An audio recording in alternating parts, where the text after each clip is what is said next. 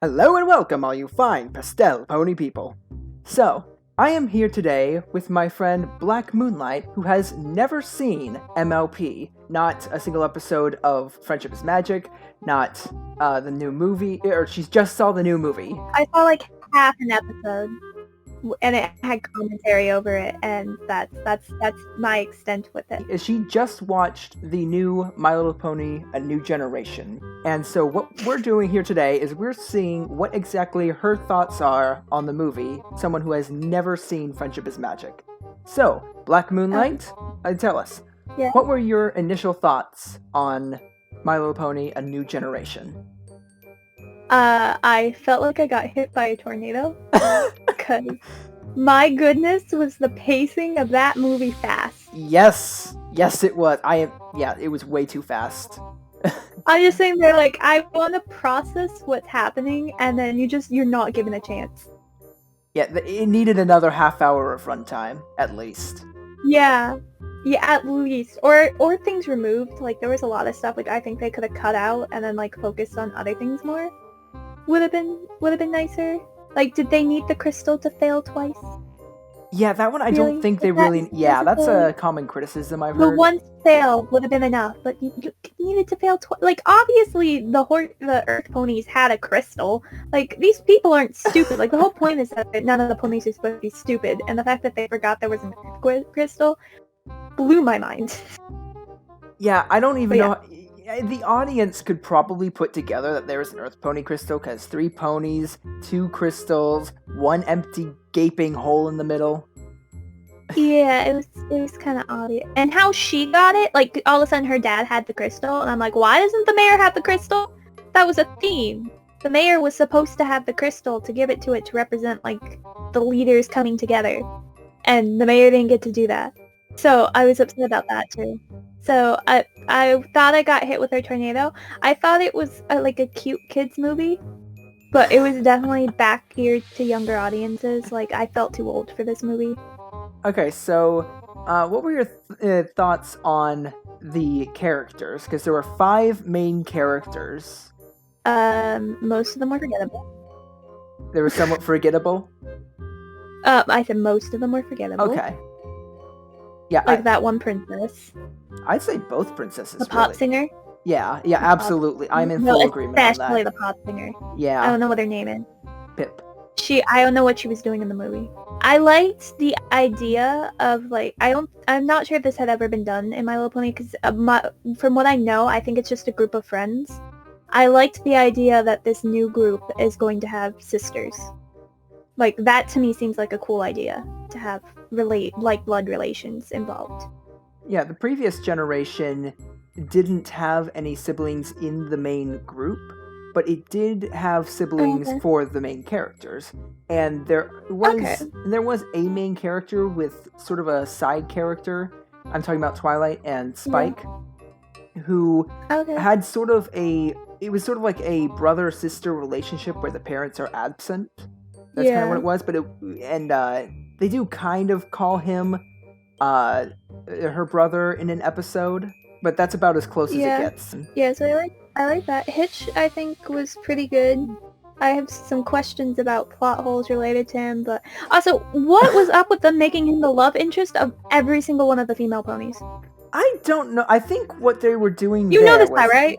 Yeah, I think what they were doing there was shipping is a thing a lot of people like to do in this fandom, and if you are a male character in this show and you are not an idiot or a villain, you end up getting automatically shipped with every single female character in the entire franchise. Like, he had a romantic scene with all of them. Yeah, I mean, it's like, so I think what they're doing here is they are basically saying, here's how he plays off of all these other characters. Now, we will let the fans decide who he should be shipped with. Like his opening scene with Sunny, they sing a little song with their names. What else was it? There was a moment with Pipp, which I'm not even sure if I would call that romantic, but it was when he agreed with Pipp. I don't know, there was still, like, there like every single character he had like a moment where I'm like, can you just not? I would rather there just be none. I would rather there be none, and then you could ship that way. Like, but it seemed like he was being forced upon every character. Like, it almost downgraded his value, because it felt like he was there just to be shipped with the girls, and that was his only purpose, really, because it was just so overwhelming. And I'm like, I'm pretty sure he's more useful than that. I personally found his character to just be really fun. Like, he didn't really seem to contribute to the plot. He was my favorite character. Yeah, he was my favorite character. He just seemed to, though his purpose there was to be shipped with the girls. Yeah, the way he does, like, he doesn't really help much in terms of resolving the plot, but he does help push the plot. Like, he's the one that chases Sunny and Izzy out of Maritime Bay, and he then chases them down to Zephyr Heights, and tags along over to Bridalwood. And then from there, he sort of stops pushing the plot and is just there for the ride. Yeah. I mean, I liked him. I did. I really liked him, but that did throw me off, and I found myself multiple times throughout the movie groaning, saying, "Please stop." Also, what's up with the singing? You did not tell me this was a musical. I forgot to mention that. But yeah. So the songs were trash. Oh, there's gonna be a lot of people screaming in the comments. Oh, they were awful. I mean, I didn't think that they were all bad. Oh no, they were terrible. I'm sitting here like, this is something my little brother would come up with. Something is lurking, something is near, something is feeling stranger, stirring up discord, ripping up fear. Didn't like that song? Yeah. No, I don't think there was a single fit right in. Like, how could you fit right in? I'm a person who enjoys musicals. Like, I actively enjoy, like, I look forward to the musical episode in TV series because I think they're fun. I didn't care for these songs, and it's one of the things I kind of wish they cut, and we had more like in-depth character development and story development versus these random songs thrown in. Yeah, I will say that I personally was somewhat disappointed with the songs, but I didn't think that they were terrible. But I also have Friendship is Magic to compare it to, where they had a ton of songs, most of which were just fantastic, and they weren't as generic of pop songs. I'm the friend that you need when you're lost and don't know what to do. I'm your pal, your amigo, useful and resourceful too. And I'll fly until the end of the sky. So I'll be the one who doesn't have to say goodbye. But I am just a bunny. I make mistakes from time to time.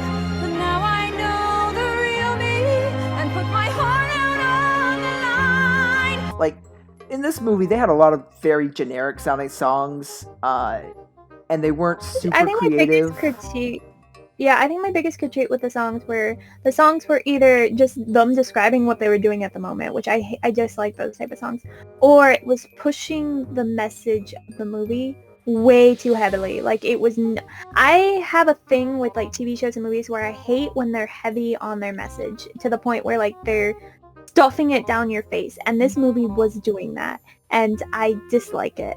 And I think that's my biggest critique, other than the pacing, of this movie, was just how on the nose with their message they were. Like, I guess it's directed at kids, and so you want it to be that way, so I will forgive them because it's pointed to kids, but we all know that its audience isn't mostly kids. Like, it's mostly older people. So they didn't need to do that. And I wish they hadn't, because it was a much. Again, I have G4 to compare it to, and the messaging in that show was, it had some sort of on-the-nose messaging sometimes, but then towards the end of the episode, for the first 3 seasons, they would actually spell out the lesson for you. But then season 4 and beyond, they got a lot more subtle with their messaging. Sometimes it would be a little bit more on the nose, but they got better about it, where you have to actually be able to interpret the message rather than just have it explained and spelled out for you, which I really appreciate that they made that change. Yeah, because subtle messages in my mind are more effective than on the nose. Because when you're on the nose, you're like, oh yeah, that's the message you want. I see what you did there, haha, guys. But when it's subtle, you actually process it, and like it sticks with you.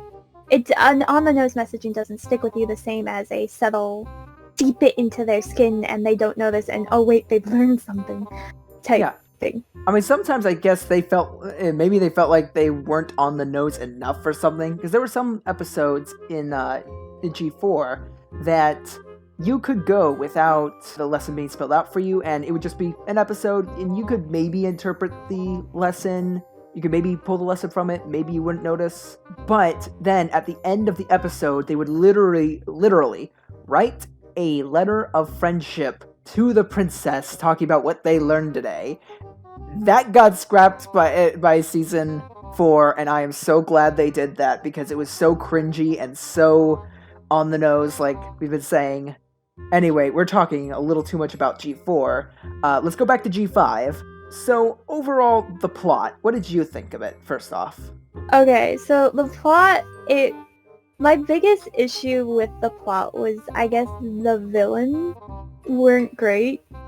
For one, you had this woman who's being, like, hyped up, and she did absolutely nothing. All she did was set Sprout into motion. Yeah, her son did all the work. And then, I don't know, and then everyone forgave each other so fast. We're talking centuries of division and discourse and wars, and in 5 minutes they're like, and because one pony said so, they're all friends now. And I'm like, no. It was so unrealistic. Background ponies have never been the most realistic or brightest of the bunch. Like, throughout all of G4, it was a running joke that the background ponies were all just idiots, or their mood and everything would shift to fit the demands of the plot. It was kind of hilarious, but also awful. Main characters were way too quickly. It's like I don't remember any characters' names. It's awful. I understand the two first like girl horses. I get them, their dynamic, and then but the sister. I think my biggest thing was with the pop song sister and how quick she was to forgive and like join on the train and be happy. Because she was so upset, and rightfully so. She was rightfully upset with her sister and the other horses for what was going on and that whole situation. Like, her mom got sent to jail, and she's now on the run, and her sister abandoned her on stage to be embarrassed and ridiculed and possibly arrested. And she, like, it was addressed, like, with one glare and then never addressed again, and I'm like, whoa, we have some things we need to, those two are not okay, or they shouldn't be. We need more, like, when the series comes out, we need to see some episodes with these two having that kind of dynamic. Like, this needs to be fleshed out a little more. Addressing what happened. Yeah. Because that's a big betrayal. Like, I felt that hurt from the sister, like, hanging upside down, and she looking at her and is like, help me, and her turning around and racing off. Like, that was one of the most impactful scenes in that entire movie for me. And then they never addressed it again. Like, she shows up and she's like, hey, I've got the crystal. And they're like, oh, we need it to restore magic. Oh, fine. I guess I'll tag along because I need the plot to move along. Not how... That's not... Yeah, and they're all just friends and forgiving each other. I'm like, no. That's not how relationships work. When there's a drift... Like, when something that big happens, you need to talk about it. Or work it out. Or shout at each other, for Pete's sake. Yell at each other. Fight. There was not enough fighting in this movie for me. I mean, that's like the whole premise, and there wasn't enough of it. Oh yeah, I want to go back to the villain, because you were bringing up how you didn't like him. Yeah, I am sort of in agreement with that. Generic idiot villain. Yeah, here's the thing. When he wasn't the villain, I liked his character and his incompetence and how he played off of Hitch. And he was funny. Like when Hitch says, after Izzy! And then he steps into the unicorn trap on his own. He's like, oh no, I have been captured. Like, he was legitimately funny in the beginning. But then as he became the villain, I was thinking back to G4 and how literally like a foal made a better villain than him. Like, seriously, they had like someone who, they never say the ages of the characters, but I'm gonna guess she was like 10 and she was a better villain than he is. You know Darla from Cats Don't Dance? No. I'm a perfect little angel. It's okay. That example's out the window. She's a crazy child who manipulates others by words to get what she wants. Oh, I understand that premise. Like, that's a classic villain. Yeah.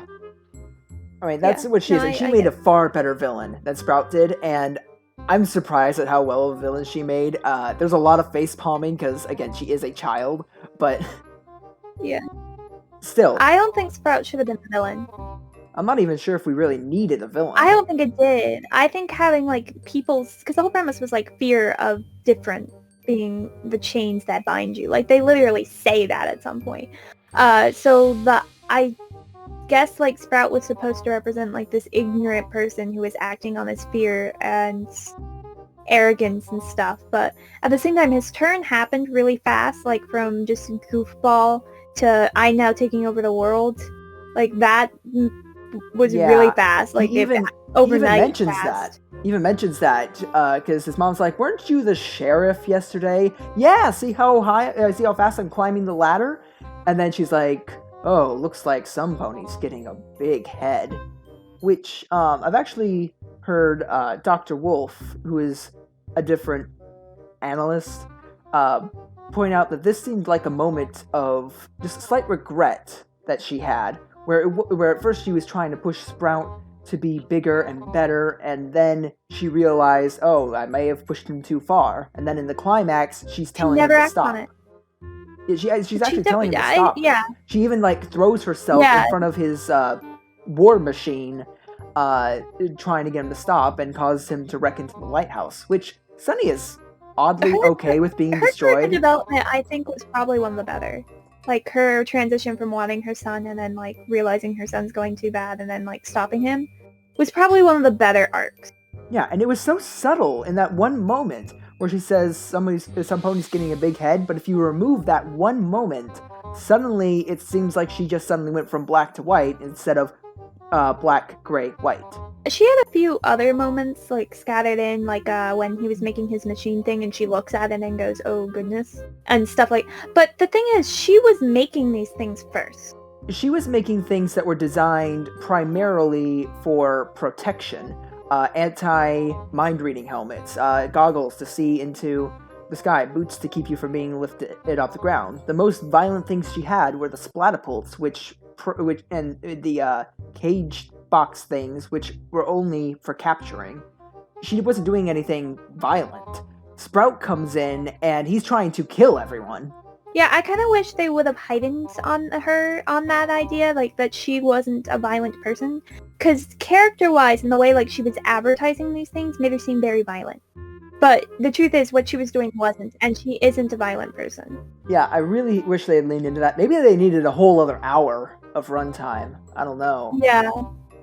Yeah, but yeah, I agree. I don't think we needed a villain. I think the mob would have been a fine villain. Yeah, like that would have been your antagonistic force for the climax. You didn't need an actual stated villain. You could have just had the mobs building up, about to go and fight each other, and then Sunny and the rest of the gang come in and say, "No, stop fighting." From all the cities, I think. Because I think that was my other big issue, was that only one town, only the Earth Ponies were gonna mob. The other two weren't. Yeah, they were a lot more peaceful. And so there was no climax, really. Like, I didn't feel like there was this big epic like, there was no real tension. Yeah. There was no real discourse between the different cities. Like, the cities, just, all it was like, they kind of forgot about each other, and then they all meet up and they're like, oh, you guys exist, and then they're all happy friends again, and they form the crystal and magic returns, and I'm like, really? They had wars. I feel like, there was no climax. Like, I never felt in danger. Yeah, I felt like throughout the entire movie they had tension issues, like where things were like for example the dance scene where she's dancing for the crystal. I felt like that scene was lacking tension, like because she was gonna get it. Yeah, because she's gonna get it right off the bat because she's betting the crystal. And then she loses, and then she's told she has to win 1 out of 3. And it's like, well, of course she's going to win the final one. And then she goes and but then she goes and she does the first one and she doesn't move. The second one, she moves a little bit, but she doesn't score really any points. And the third one, she beats him? He literally owns this game. Yeah. I was sitting there like, why are we doing this? Can we just solve the Rubik cubes, please? And that's actually, I want to bring up, so if, at least this was how I played with like the My Little Pony toys when I was younger, so I'm assuming I got the idea from somewhere, was that their cutie marks represented like a magical ability they had? Or am I making that up? That is not far off. Like it's that's pretty much what a cutie mark is. Like the cutie marks generally represent either special talent, destiny, or sometimes it's got a bit to do with your personality. Yeah. So my next question is, that's associated to magic, and magic is gone. So why the heck was Hitch's ability still activated? To be a sheriff? No. Being friendly with animals. Oh, yeah, I don't know. That's like, his cutie mark thing, isn't it? Was like that he's really good with animals, even though he doesn't want to be. I don't think that was his cutie mark. I don't remember what his cutie mark was. That was a badge. I don't know. It felt very magical and like associated with that and very out of place. Well, there was actually a character in G4 that was able to talk with animals. Like, she could understand what they were saying. She didn't just have a connection with them. She was actually able to understand the words they were speaking. Yeah, but that involves magic. So I assumed that this was like a hint that he had a magical ability with animals. And that was my thought. But then I'm like, wait a second, all the magic is gone. Why isn't it gone for Earth ponies? That doesn't seem fair. Well, it's clear that there's still some level of magic because cutie marks exist and cutie marks are themselves magical. And we've seen in G4 when a pony loses their magic, very often they'll lose their cutie marks depending on just how much magic they've lost. If all magic is gone, cutie marks go with it. But there are cases like, you won't know what I'm talking about, but the audience will. Chrysalis's throne drains magic, but cutie marks remain. It's just really weird that every single pony no longer had magic, except for Hitch, who has a little bit of it. I'm like, what? There's still some because it would make level of sense if it was, what's the main character's name? Sunny? Thank you. It would make sense if Sunny had some magic left because she believes in friendship but Hitch doesn't even believe in it. Like, he's on the side of like being separate and divided and stuff for the beginning half of the movie when he's showing this magic, and the magic is associated with friendship. So why the heck does animals have related? I'm so confused by this, and it bugged me so much. Like, more than it probably should have. Yeah, I mean, you're not the only one. Trust me. Good. Like, there are many, many people who have a lot of the same questions as you do. So I think we need to wrap up. So, what are some positives? End on a high note. There's a lot of potential, I think, if they just take a breath and remember that their audience is older, not younger. Like, they have an older audience, and they need to remember that. They need to slow down, they need to breathe, and I think the characters are a good base. They're a good base character. Like, there's a strong foundation there between, like, the dynamics of all of them. Because I like the character dynamics between them all. I like Hitch, and I like Sunny and Izzy and the two sisters, and I think there's a ton of potential there, and they just need time. I, fully agree on that. Yeah, but I know that, because I'm assuming they're going to be the start of the new season. Like, they're the new crew. Yeah, they're the new main cast. I think they're good. Like, I like them. Like, I'd be willing to invest in them. Like, watch the new season, maybe. I don't know. I won't make any promises. But, like, I came away from the movie, like, I think I would enjoy a TV show with these characters. Would I enjoy another movie? No. Yeah, but I would enjoy a TV show with these characters. I will say this movie actually, honestly, ended up being better than the 2016 movie for Friendship is Magic, which also had terrible pacing. Yeah. That movie had a bunch of problems. But I think what we can learn from this is TV writers need to stop trying to make movies. Because yes. it's two different writing types. Like movies, you have to fit more in less time, and there's an art to that. While TV shows, there's an art in making plots draw out and like be complicated. They are two different art styles, and people need to stop crisscrossing thinking that they can, because they can't. And that's all I'll say on that. There are some people who can. Yes, but the creators of My Little Pony are not those people. But The I don't people know. of Avatar are not those people either. And Yeah. we move on. Yeah, I don't know. I don't know how well the series is going to turn out. I am definitely going to be sharing a lot of thoughts on it when it comes out. But for now, we are out of time. So if you enjoyed Moon's thoughts on My Little Pony, she has a bunch of other content on movies and stuffs. We also did a video over on her channel discussing fan service. So go check that out. For now, this is Starstrike. Wait. Also, if you liked our dynamic, if you think it's fun to listen to us to rattle off and rant for however long, we have a podcast where that's what we do for like a full hour. So if you're into that and you like our dynamic, like you like the new My Little Pony characters dynamics, check that out too, because it's a lot of fun and we put a lot of work in it and we're really happy with it. So yeah. Okay, now you can outro. I will link it in the description. Woo! So until next time, this is Starstrike signing out. Now, say your name signing out. This is Black Moonlight also signing out. And I will see you guys next time.